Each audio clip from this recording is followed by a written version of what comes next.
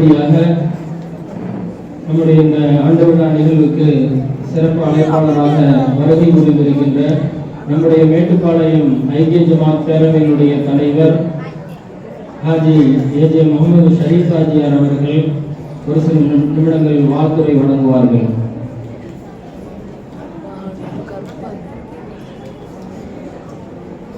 இதனை போட்டி போவதாக ரசூல் ஸல்லல்லாஹு அலைஹி வஸல்லம் அவர்கள் மீதும் சத்திய தகாபாக்கும் சபூதாபியங்கள் அவளியாக்கள் அன்பியாக்கள் குறிப்பாக இமாம்கள் இந்த வீட்டிற்கும் நம் அனைவரும் மீதும் ஏழைகளை சாதியம் சொன்னார். அஸ்ஸலாமு அலைக்கும் வரஹ்மத்துல்லாஹி வபரகாத்துஹு. இந்த அருமையான நேரத்திலே இறைவனின் இல்லமான மஸ்ஜிதுக்குள் நாம் எல்லாம் ஒன்றாக கூடியிருக்கிறோம் என்றால் இது இறைவனுடைய ஏற்பாடுகள். நம்மை சூழ்ந்து மலக்குமார்கள் சூழ்ந்திருக்கக்கூடிய இடத்திலே நாம் அமர்ந்திருக்கின்றோம். ஒரு புனிதமான விழா, குர்ஆனுக்கு இருக்கின்ற விழா. இந்த அற்புதமான விழாவிற்கு நம்ம எல்லாம் இறைவன் ஒன்று கூட்டியதற்கு மீண்டும் ஒரு முறை நன்றி சொல்லியவனாக அருமையான பச்சிலம் குழந்தைகளை பார்க்கும் பொழுது உண்மையிலேயே மிகவும் சந்தோஷமாக இருக்கின்றது. அருமையான சுண்ணத்தான கோலத்திலே அவர்கள் அழகான முறையில் அமர்ந்திருக்கின்றார்கள். இந்த குழந்தைகளுடைய எதிர்கால வாழ்க்கை மக்தபில் தான் இருக்கின்றது.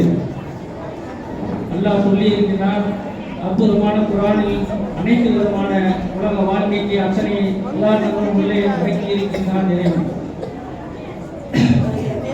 மிகவும் அத்தியாவசியமானது. நம்ம ஒரு கட்டணத்திற்கு எப்படி அஸ்திவாரம் முக்கியமோ அதுபோல இந்த உலக வாழ்க்கையிலும் சரி, மறுமை வாழ்க்கையிலும் சரி, அதற்கு மிகவும் அத்தியாவசியமானது மக்தப். இந்த மக்தப்பை நாம் ஊக்குவிக்க வேண்டும். மக்தபிலே ஒவ்வொரு வீட்டு குழந்தைகளையும் கண்டிப்பாக சேர்க்க வேண்டும். அந்த குழந்தைகள் எந்த முறையிலே ஓதுகின்றார்கள், அவர் எப்படி இருக்கின்றார்கள் என்பதை நாம் கண்காணிக்க வேண்டும். அதே போல இந்த பள்ளி நிர்வாகம் இந்த மொஹல்லாவை சுற்றியுள்ள ஒவ்வொரு வீடுகளிலும் எந்தெந்த குழந்தைகள் ஓத வருகின்றார்கள், யார் யார் ஓத வராமல் இருக்கிறார்கள், இவர்களை எல்லாம் கண்காணித்து அந்த குழந்தைகளை எல்லாம் பள்ளிக்குள் கொண்டு வந்து சேர்க்க வேண்டும். ஏனென்றால் இன்றைய காலத்திலே அவருடைய வாழ்க்கை எதிர்காலம் எப்படி அமைகின்றது என்று தெரியாத ஒரு புதிரான காலத்திலே நாம் வாழ்ந்து கொண்டிருக்கின்றோம். நம்முடைய காலம் நடந்துவிட்டது. எதிர்கால சந்ததியினுடைய வாழ்க்கை கேள்விக்குறியாக இருக்கின்றது. இந்த மாதிரியான நேரத்திலே அவர்களுடைய மக்தபு தான் அவர் எதிர்கால வாழ்க்கையை காப்பாற்றும். அவர்கள் இந்த தீனுக்குள் வந்துவிட்டார்கள் என்றால் அவர்கள் இந்த பள்ளிக்கு வரும்பொழுது தொழுகையை கடைபிடித்து விடுவார்கள், நோன்பு வைத்து விடுவார்கள், சதக்கா ஜக்காத் என்ற 5 விதமான கடமைகளையும் அவர்கள் முன்னேற்றுவதற்கு நிறைவேற்றுவதற்கு அவர்கள் ஏதுவாக இருக்கும். அதை பார்த்து பெற்றெடுத்த தாயும் தந்தையும் தன் குழந்தைகள், தாம் பெற்ற குழந்தைகள் அழகான முறையிலே ஓதுகின்றார்கள், தொழுகின்றார்கள், நாமும் அதை பின்பற்ற வேண்டும் என்ற முறையிலே இந்த எதிர்கால குழந்தைகள் இந்த நாட்டின் தூண்களாக இருக்கின்றார்கள். வருகின்ற காலம் ரொம்ப மோசமான காலகட்டமாக இருக்கின்றது. சர்வாதிகார ஆட்சி நம்ம நாட்டிலே நடந்து கொண்டிருக்கின்றது. பாசிச சக்திகளின் கூடாரமாக இந்த நாடு மாறிக்கொண்டிருக்கின்றது. ஆகவே நாம் ஒவ்வொருவருமே இந்த குழந்தைகளை நல்ல முறையிலே ஓத வைத்து இந்த காலகட்டத்திலே குர்ஆனிலே அல்லாஹ் தஆலா சொல்லியிருக்கிறான். ரசூல் ஸல்லல்லாஹு அலைஹி வஸல்லம் என்ன சொல்லியிருக்கிறார்கள் என்றால், முதலிலே படி என்று தான் சொல்லியிருக்கிறான் அல்லாஹ். அதைத்தான் ரசூல் ஸல்லல்லாஹு அலைஹி வஸல்லம் நமக்கு எடுத்துக்காட்டி இருக்கின்றார்கள். அன்றைய காலகட்டங்களிலே ஷியா தேசம் சென்றாவது கல்வியை கற்றுக்கொள்கிறார்கள். என்ன அர்த்தம் என்றால், எவ்வளவு தூரம் சென்றாலும் கல்வியை கற்றுக்கொள்கிறதான் சொல்லியிருக்கின்றார்கள். அந்த முறையிலே நாம் இன்றைய காலகட்டம் மகல்லாவுக்கு அருகிலேயே நமது வீடுகள் அமைந்திருக்கின்றது. வீடுகளுக்கு அருகிலேயே இறை இல்லங்கள் அமைக்கப்பட்டிருக்கின்றது. ஆகவே ஒவ்வொரு பெற்றோர்களும் தன்னுடைய குழந்தைகள் நல்ல முறையில் ஓத வேண்டும், அவர்கள் எதிர்கால வாழ்க்கை நல்ல முறையில் நடக்க வேண்டும், அவர்கள் கண்டிப்பாக படிக்க வேண்டும் என்ற சூழ்நிலை இருக்கின்றது. வரும் காலகட்டம் மார்க்க கல்வி முக்கியம். மார்க்க கல்வி மிக மிக முக்கியம். மார்க்க கல்வி முக்கியமான என்றால் அவர்கள் மார்க்க கல்வி கற்றால் தான் உலகத்திலே நல்ல முறையிலே தீனான முறையிலே வாழ முடியும். அதே போல உலக கல்வி மிகவும் முக்கியமாக இருக்கின்றது. ஏனென்றால் இந்த நாட்டில் சுதந்திரம் பெற்று தந்தவர்கள் இஸ்லாமியர்கள், இந்த நாட்டுக்கு பாடுபட்டவர்கள், முன்னோர்கள், இமாம்கள், எத்தனையோ பேர் நமக்கு பாடுபட்டு உயிரை உயிரை பணைய வைத்து இந்த நாட்டின் சுதந்திரத்தை வாங்கி கொடுத்திருக்கிறார்கள். ஆனால் இன்றைய பாசிச ஆட்சியிலே அதையெல்லாம் மறைத்துவிட்டு வருகின்ற காலகட்டத்திலே வரலாறுகளிலே உள்ள புக்குகளில் எல்லாம் இஸ்லாமியர்களுடைய சரித்திரங்கள் எல்லாம் மறைக்கப்பட்டு வரும் காலத்திலே இந்த குழந்தைகளுக்கு நம் வரலாற்றை கற்றுக் கொடுக்காமல் விட்டுவிட்டால் நமக்கு பின்னாடி இந்த குழந்தைகளுக்கு வரலாறு தெரியாமல் போய்விடும். ஆகவே இவர்களை உலக கல்வியும் கற்றுக்க வேண்டும். ஏனென்றால் அல்லாஹ் தஆலா குர்ஆனிலே சொல்லியிருக்கின்றான், உலகத்தில் உள்ள அத்தனை கல்வியுமே குர்ஆனிலே இருக்கின்றது. மார்க்க கல்வியோடு சேர்த்து 60% குர்ஆனிலே மார்க்கத்தை பற்றி சொன்னாலும் 40% உலக கல்வியை கற்றாக வேண்டும் என்று அன்றைய காலகட்டத்திலேயே சொல்லியிருக்கிறான். குர்ஆனிலே என்னவெல்லாம் இல்லையோ அத்தனையுமே இருக்கின்றது. பொருளாதாரம், வாழ்க்கையிலே வாழ்வது, அரசியல், இது எல்லாமே இருக்கின்றது. உலகத்திலே மூசா நபி தாவூத் அலைஹிஸ்ஸலாம் அவர்கள் இரும்பை பற்றி, இரும்பு என்றால் இன்றைக்கு இரும்பை தொட்டால் நம்மால் வளைக்க முடியாது.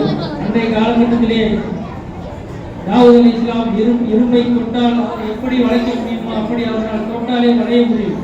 அந்த மாதிரியான மெக்கானிக், இன்றைய சொல்லியும் மெக்கானிக் இன்ஜினியர் என்று சொல்கின்றோம். அதை அன்றைய காலகட்டத்திலேயே தாவூத் அலைஹிஸ்ஸலாம் அல்லாஹ் தஆலா கற்றுக் கொடுத்திருக்கிறார். அதே மாதிரி நூஹ் நபி அலைஹிஸ்ஸலாம் அவர்களுக்கு கப்பலை கட்டுவதும் கற்றுக் கொடுத்திருக்கின்றார். அன்றைய காலகட்டத்திலே அதை கப்பல் கட்டும் தொழிலே அது குர்ஆனிலே இருந்து அவர் கற்றார்கள் என்றால் இன்றைக்கு மெரைன் இன்ஜினியர் என்று சொல்கின்றோம். அதே போல துர்கர்னை என்ற ஒரு பெரிய நாட்டை ஆளக்கூடியவர், அதை பற்றி குர்ஆனிலே சொல்லியிருக்கிறான். மிகப்பெரிய பெருஞ்சுவர், அன்றைய காலகட்டத்திலேயே பெரிய சுவர், உலகத்திலேயே மிகப்பெரிய சுவரை கட்டியிருக்கின்றார் என்றால் இன்றைய தினத்திலே அது சிவில் இன்ஜினியர் என்று சொல்கின்றோம். இது போல ஒவ்வொன்றாக எடுத்துவிட்டால் சயின்ஸும் சரி, மேத்தமெட்டிக்ஸும் சரி, உலகத்தில் உள்ள அனைத்து கல்விகளுமே குர்ஆனிலே அல்லாஹ் தஆலா அனைத்தும் கூறியிருக்கிறார். ஆகவே நாம் வருகின்ற காலகட்டத்திலே நமது குழந்தைகளை மார்க்க கல்வியோடு உலக கல்வியை கண்டிப்பாக கற்றுக் கொடுக்க வேண்டும்.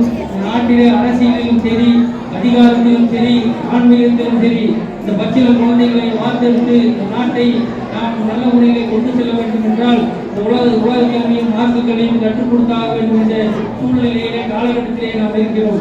ஆகவே கண்டிப்பாக ஒவ்வொருவருமே உலக கல்வியும் கற்றாக வேண்டும், மார்க்க கல்வியும் கற்றாக வேண்டும். குறிப்பாக நமது குழந்தைகளிடத்திலே மொபைல் போனை அதிகமாக கொடுக்க வேண்டாம். ஆண்ட்ராய்டு போன்களை கொடுத்ததுனால் குழந்தைகளின் வாழ்க்கை மிகவும் சீரழிந்து இருக்கின்றது. பெண் குழந்தையானாலும் சரி, ஆண் குழந்தைகளாக இருந்தாலும் சரி, படிப்பென்ற சூழ்நிலையிலே அவர்களுக்கு தேவை என்று பார்த்தால் அவர்கள் அதை விட்டு மாறிவிடுகின்றார்கள். ஆகவே அவர்களிடத்திலே செல்போனை கொடுத்தால் நாம் வாட்ச் பண்ண வேண்டும். குழந்தை ஸ்கூலுக்கு போயிட்டு வந்தவுடன் அவர் முகங்களை பார்க்க வேண்டும். பெண் குழந்தையாக இருந்தாலும் சரி, ஆண் குழந்தையாக இருந்தாலும் சரி, அவர்களை நாம் பெற்றெடுத்த தாயின் தந்தை ஒன்று நோக்க வேண்டும். ஏன் இப்படி வாடி இருக்கின்றார், ஏன் என்ன நடந்தது என்றெல்லாம் கேட்க வேண்டும். அந்த குழந்தைகளை பாராட்டி சீராட்டி வளர்த்துவது நம் கடமையாக இருக்கின்றது. உலக கல்வி கற்றுக்கொள்வதற்கு 6 மணி நேரம் என்றால் மார்க்க கல்வி கற்பதற்கு 1 மணி நேரம் தான் கொடுக்கின்றோம். மீதி இருக்கின்ற 14 மணி நேரம் நாம் வீட்டில் தான் இருக்கின்றது. பெற்றெடுத்த தாயின் மடியில் தான் அந்த குழந்தையை வளர்கின்றது. அந்த குழந்தையை நாம் எப்படி வார்த்தெடுக்க வேண்டும் என்று ஒவ்வொருவரும் சிந்திக்க வேண்டும். கண்டிப்பாக அந்த குழந்தைகளை வார்க்க வேண்டியது தாயின் மடிதான். இந்த தாயின் மடியிலே இந்த குழந்தைகளை எந்த விதத்திலே வளர்த்தினால் அந்த குழந்தையின் பிற்காலத்திலே நல்ல முறையில் வரும் என்பதை எல்லாம் நாம் சிந்திக்க வேண்டும். ஸ்கூலுக்கு சென்று வரும்பொழுது இந்த குழந்தைகள் முகங்களை நன்றாக நாம் பார்த்து, அதே போல ஸ்கூலுக்கு சென்று வரும்பொழுது ஸ்கூல்களிலும் வாட்ச் பண்ண வேண்டும். அவங்க எந்த நிலையிலே படித்துக் கொண்டிருக்கிறார்கள் என்பதை எல்லாம் நாம் வாட்ச் பண்ணினால்தான் இந்த குழந்தைகளுடைய எதிர்கால வாழ்க்கை நன்றாக இருக்கும். இந்த அருமையான நேரத்திலே நமக்கு வாய்ப்பளித்ததற்கு நன்றி கூறுகிறேன். முக்கியமாக உலக கல்வியும் மார்க்க கல்வி இரண்டையும் கற்றுக்கொள்ளுங்கள். கற்று இந்த நாட்டிலே நமது நாட்டை ஆள வேண்டும். ஒவ்வொருவரும் நாட்டில் உள்ள வரலாறுகளை தெரிந்து கொள்ள வேண்டும். அன்று இந்த புனிதமான நேரத்திலே கொண்டு வாய்ப்படுத்த நன்றி கூறி விடைபெறுகிறேன்.